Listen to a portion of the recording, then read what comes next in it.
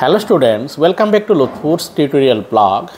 আজকে আসন্ন নিয়োগ পরীক্ষার জন্য একটি আসাম এবং ভারত সম্পর্কিত ভিডিও প্রস্তুত করলাম। প্রথম প্রশ্নটি হলো, আসামের রাজ্যিক পানীয় কোনটি? উত্তর হবে চা। 2 নম্বর, আসামের রাজ্যিক পশু কোনটি? উত্তর হবে একশিঙ্গি গন্ডার। 3 নম্বর প্রশ্নটি হচ্ছে, আসামের রাজ্যিক পাখি কোনটি? উত্তর হবে দেওহাঁস।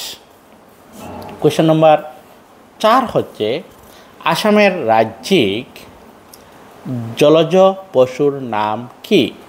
উত্তর হবে শিশু। 5 নম্বর প্রশ্ন হচ্ছে, আসামের রাজ্যিক বৃক্ষ কোনটি? উত্তর হবে হলং। এবার 6 নম্বর প্রশ্নটি হচ্ছে, আসামের রাজ্যিক ফল কোনটি? উত্তর হবে কাগজি লেবু। 7 নম্বর প্রশ্নটি হচ্ছে, আসামের রাজ্যিক ফুল কোনটি? উত্তর হবে কপৌ ফুল। 8 নম্বর প্রশ্নটি হচ্ছে, আসামের রাজ্যিক সঙ্গীত কোনটি? উত্তর হবে অমর আপনার দেশ।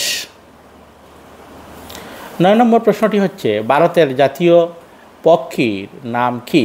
উত্তর হবে ময়ূর। 10 নম্বর প্রশ্ন, ভারতের জাতীয় ফুল কোনটি? উত্তর হবে পদ্ম ফুল। এবার আমরা 11 নম্বর প্রশ্নের দিকে এগিয়ে যাচ্ছি। 11 নম্বর প্রশ্নটি হলো, ভারতের রাষ্ট্রীয় পশু কোনটি?